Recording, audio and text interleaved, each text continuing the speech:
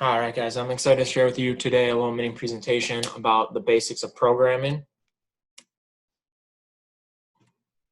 So why am I doing this? I just want to provide you guys with the resources. I know everyone's at home and it's a little different situation as far as not being with your team or working out with your performance coach, but I wanted to provide you with enough resources that you have the tools and the abilities to take ownership of your training program so that you can adapt things to whatever situation that you have, what equipment you have. Some of you have barbells and weights, some of you only have dumbbells, some of you don't have any of that and just have a little bit of space. So trying to make a program that you guys can kind of create on your own and be able to be creative with that and just adapt it to whatever your situation allows. And yeah, I know all you guys have programs that we've already sent out and stuff, but this allows you to follow a similar program as that, but mold it and create it so that it's able to help you the best that you can do it. And then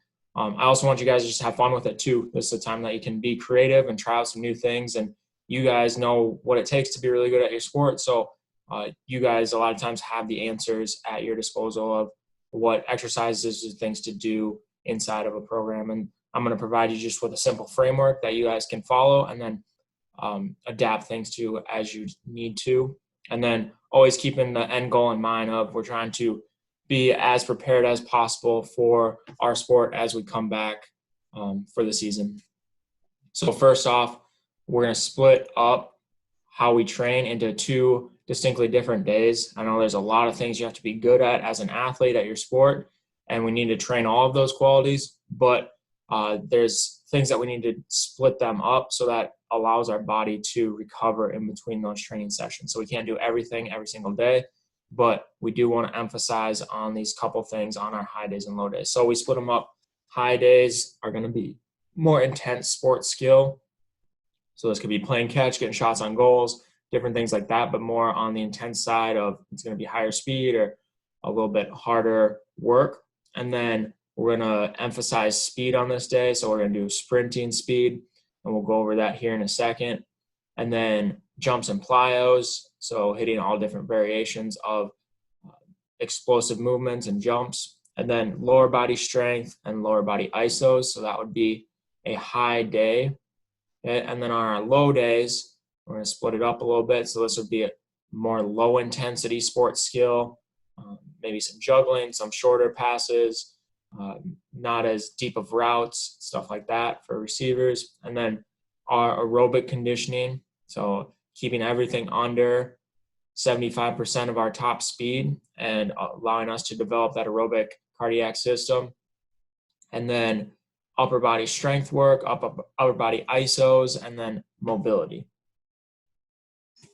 And then how it lays out on a weekly structure. So this is an example, but we always want to, in between our high days, give yourself at least 1 or 2 days of a low activity or a off day in between there. So if we did a high day on Monday, we could do a low day on Tuesday, a high day on Wednesday, a low day on Thursday, get an active recovery. That could be going on a bike ride, going on a hike, just walking around the neighborhood, shooting hoops, playing tennis, different low intensity activities. And then on Saturday could be another high day with Sunday being completely off. So making sure we're getting at least one completely off day, and then you can mix in lower days and active recovery days throughout as well. And then spreading out those high days where we wouldn't want to do them back to back on consecutive days.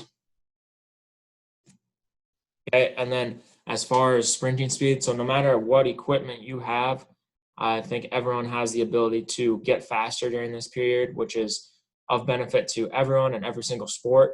And we can all benefit, and our game will improve just by getting faster. So this is an area that we really do want to emphasize during this period of time.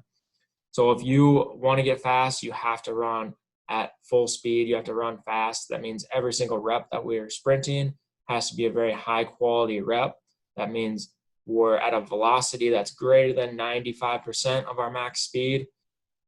It's fully recover in between each rep. So the equation that I like to recommend for people that works really, really well is making sure that we're fully recovered in between each rep. So if I do 10 yards, I'm going to get 1 minute per 10 yards of work, or 1 minute rest per 10 yards of work. So if I did 10-yard sprints, I'd rest for a minute in between each rep. If I did 30-yard sprints, I would rest for 3 minutes in between each rep.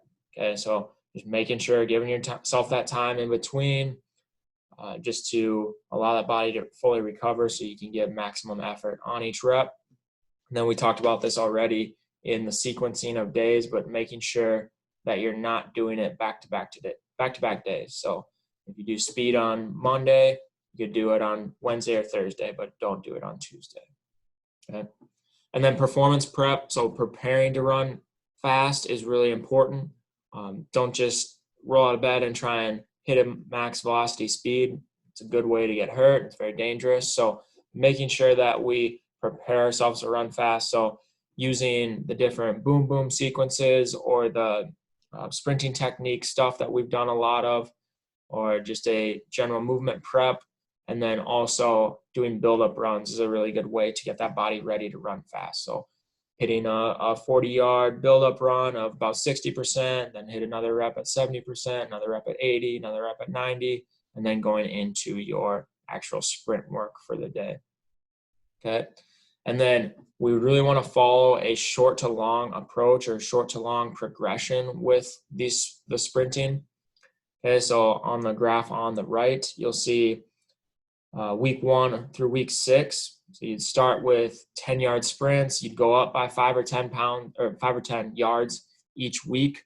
And then while your volume goes up as far as distance goes, your volume of reps would go down. So if I did 10 reps of 10-yard sprints week 1, then my reps would go down to 8 the next week, but hitting a further distance on that top end or on that sprinting speed.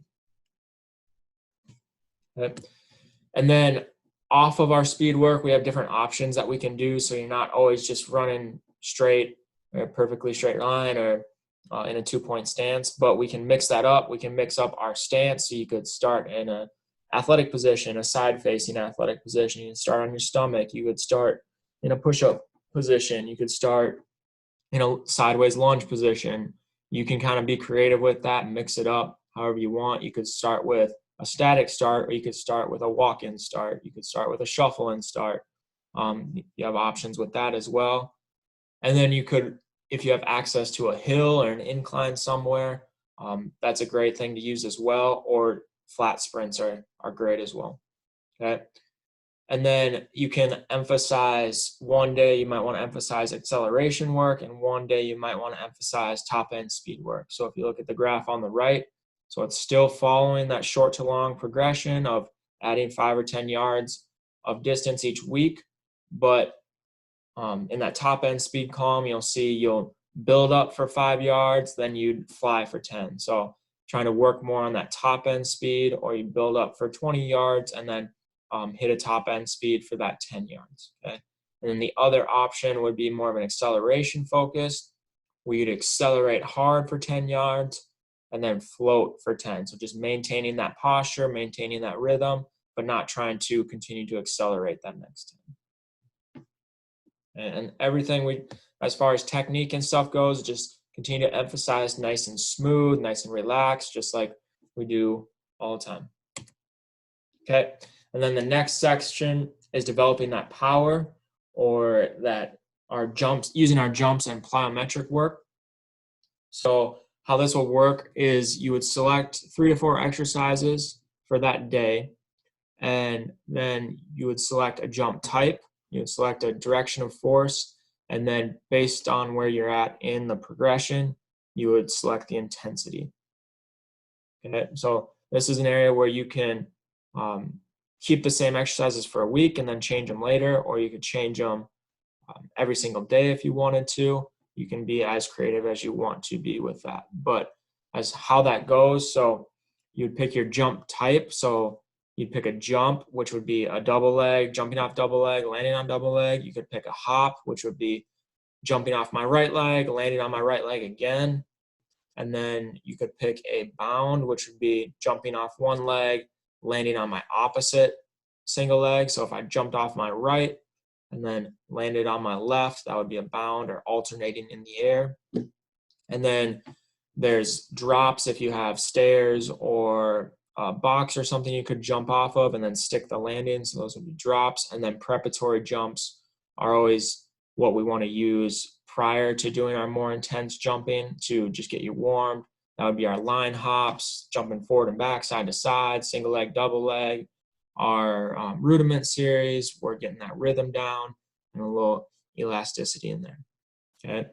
And then our directions of force. So first, if I picked a jump and I picked a vertical jump, that would be jumping double leg, landing on double leg, jumping straight up in the air. But if I did a jump and did a linear or horizontal jump, that would be like a broad jump. And then an angled jump would be 45 degrees, rotational where you're spinning, and then lateral or medial where you're going side to side. So I will send you guys this presentation and attach it with the video, but each one of these is hyperlinked to the exercise category of different examples that you could choose from. Okay, so vertical, linear, the broad jumps,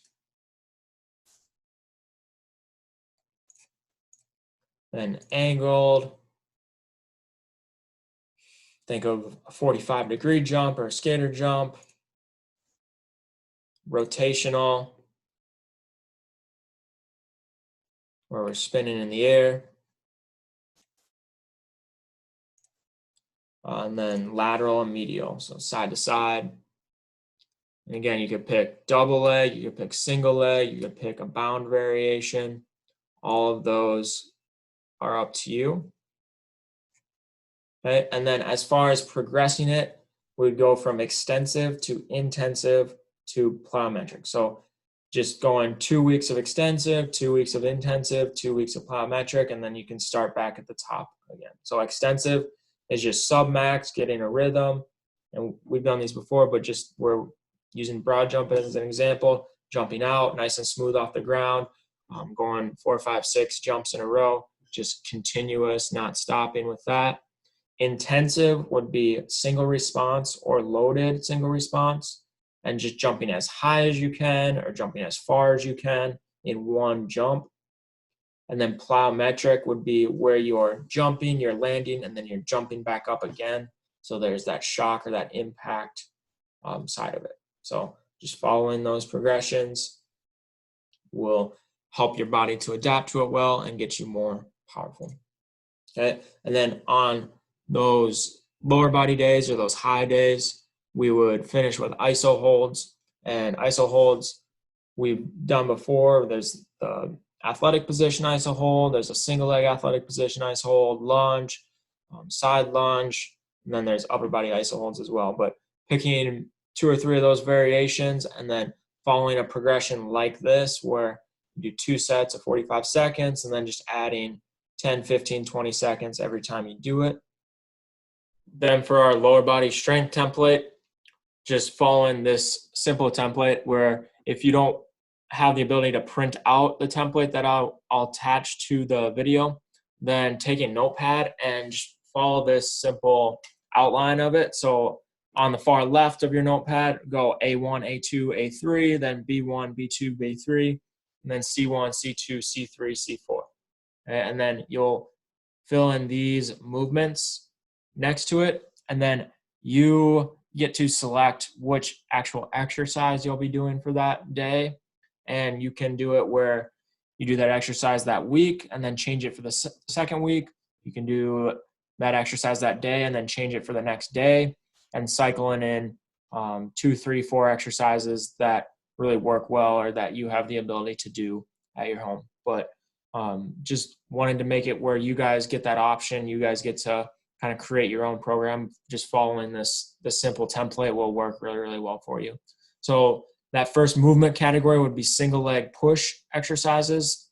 That would be a split squat, a step up, a skater squat, a rear foot elevated split squat, anything of that nature. And then hip abduction exercise. So that's a push to move step. That's a a resisted push to move step, or a manual resistance push to move step, or push to move iso push into the wall. That could be a put your foot on a bench doing abduction. You could put your foot on the ground doing side plank abduction. There's a lot of options with that. And then anti-extension, so that's a torso. Any of the dead bug variations that we've done in the past, half dead bugs, weighted dead bugs. You could do wheel rollouts, planks, toes to bar, things like that. And then B1, going down, going double leg push. So this could be if you have a barbell doing front squat, if you have a dumbbell doing goblet squat, anything similar to that movement you could do. And then knee flexion, that would be any sort of hamstring exercise. So the Nordic curl variations that we've done, if you have a slider or socks that you could put on wood floor, you could do a hamstring slider curl exercise. If you have a ball, you can do a hamstring curl exercise with that. And then hip adduction. So any sort of groin exercise, the groin ball squeeze that we've done, crossover step variations. And then C1 would be hip extension. So that would be double leg RDL, barbell RDL, single leg RDL, doing glute bridge, hip bridge, straight leg hip bridge. And then C2 would be knee extension. So anything that's working your quads, doing reverse Nordics, single leg extensions, putting some weight on your feet, doing a leg extension, doing any sort of back pedal movement. So you could do a back pedal pushing your car, or a manual resistance back pedal, or dragging some weight. And then ankle exercises, that could be any sort of double leg or single leg heel raise, doing inversion, eversion exercises, and then finishing with crawl variations for another torso exercise on that. And then after that strength stuff, doing lower body iso holds, where you can do lunge iso holds, side lunge iso holds, athletic position, single leg athletic position, the ankle iso holds that we've done. That would be really good to continue to do as you're home. And just remember that when I attach this template to the video, you'll be able to go and click on each one of these categories for examples of exercises. And there's about 20 or 30 examples in each category. If there's not one that works for you, or not one that you thought was going to be there, just let me know and we can add some to that to make sure it fits whatever you have available. And then as we put it all together, looking at that outline of what a high day would look like, working that more intense sports skill first, and then going into our speed work, our sprint work, and then our power jumps and plyos, just getting 3-4 exercises of jumps and plyos, and then going into that strength template that we just went over, finishing with those lower body iso holds for a high day. As far as sets and reps go, following this general outline is really, really helpful. So going first 4 weeks, 1 by 20, so one set of everything, 20 reps, as many as you can. And then if you get above 20 reps, adding weight for the next time and trying to get as high a weight for 20 reps as you can, and just tracking that as you go. And then for the next 2 weeks, going 2 sets of 10. So if you were to get 12 reps on that first set at that weight, then go up in weight for that second set. And then 2 weeks of 2 by 6, same thing. If you get above 6 reps, adding more weight. And then following that up with an isometric phase, usually about 3 sets of 5 reps, 3 or 4 sets maybe. An eccentric phase, going 3 or 4 sets of 5 reps. And then a dynamic strength phase. So this would be trying to move the weight or move your body as fast as you can, down and up as fast as you can. Okay. And then moving into the low intensity days. So using predominantly the linear tempo runs that we use a lot in our training. And I recommend this because, one, it's going to help develop your aerobic capacity and help you recover quicker between bouts of effort. And two, it's going to help your sprinting technique and not take away from the energy that you need for those high intensity days. So following this progression on the chart here, where week one, you could do this twice a week is what I would recommend. So week one, you do 100 yards and you'd have 18 seconds to go 100 yards. And then you'd rest for 54, and then you'd go back 100 yards in 18 seconds. And doing 3 sets of 11 reps, and then just making sure to stay in that percentage range where you're never above about 75% of your top speed. And then you'll notice that each week the yards progresses down, the work progresses down, the rest time progresses down, and then your volume will progress up throughout the training cycle. Okay? And if you, for some reason, didn't have access to 100 yards and you only had 50 yards, all you would need to do is just add 1 second of work to that already preset time and just go 50 yards down and back, and then you should be still within that amount of time. Okay? And to help you track this and to help you perform the workout more effectively, I really recommend downloading the Tabata interval timer. It's on the App Store. It looks like this. There's other ones out there that work just fine too, but if you can find this one, I really recommend it. It works really, really smooth, and all you have to do is type it all in at the beginning, and then you just listen to the clock and go when it tells you to go and rest when it tells you to rest. And so that way you can make sure everything is accurate. Okay. And then for our lower body day, in that upper body strength template, again, using a notepad if you have a notepad, or you can download and print off this template. Okay, but each one is hyperlinked to the videos. So horizontal push would be a push-up or bench press, dumbbell bench press, single arm bench press, anything that is a horizontal press. Okay, and then second, A2 would be a vertical pull. So that would be a pull up, a pull down, anything like that.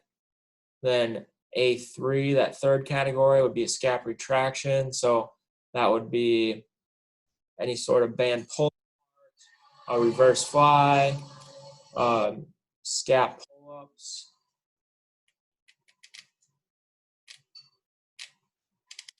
laying on your stomach, going butterflies, IYT, and then scap retract pull-ups as well.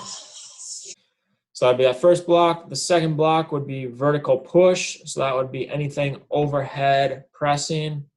So single arm dumbbell overhead press, handstand push-ups, barbell overhead press, anything like that. Then you have horizontal pull. So that's a row, a ring row, a dumbbell row, barbell row, anything like that. And then anti-rotation. So that would be any rotational torso exercise or resisting rotation. So any push away exercise, laying off the side of a bench, going anti-rotation with that. Okay? And then that third block, you'll notice there's a couple more exercises here than in the lower body one, just because we're able to do more movements as far as upper body compared to lower body. So elbow flexion, that's just curls, any variety of curls you can choose from. Elbow extension, so any sort of tricep push down, any sort of dip, anything that works the triceps. Then shoulder abduction, that's just a straight side raise or any variation of that, a high pull. And then shoulder external or internal rotation. And then anti-lateral flexion. Okay, so that could be a side plank or anything like that. So, everything on here is linked to videos and library. And then finishing with upper body iso hold. So that could be a push-up iso hold, that could be a pull-up iso hold, or an IYT iso hold, anything like that. Okay. And then this is putting it all together, that entire template. So starting with your sports skill, remember it's low intensity skill on your low days, getting that aerobic conditioning in, going into your upper body lift, upper body isometric holds, and then your mobility, any area that you need to improve on as far as mobility goes. Okay. And so I hope this was really helpful for you guys. Please continue to reach out to me. I know a lot of you have been working really hard and have been sending me texts or FaceTiming me with questions about this specific stuff. So continue to reach out towards me and reach out towards us with any questions that you guys might have, so we can continue to cater things for you so that you can have just the best off season that you've ever had, and just continuing to get better. And just don't ever feel like you're at it alone. If you get stuck or need some help with some ideas, that's what we're here for, and we'd love to help. So all those videos are either on my YouTube or Elon Sport Performance YouTube. And then just continue to stay in contact with me, and look forward to seeing you guys soon. Thanks.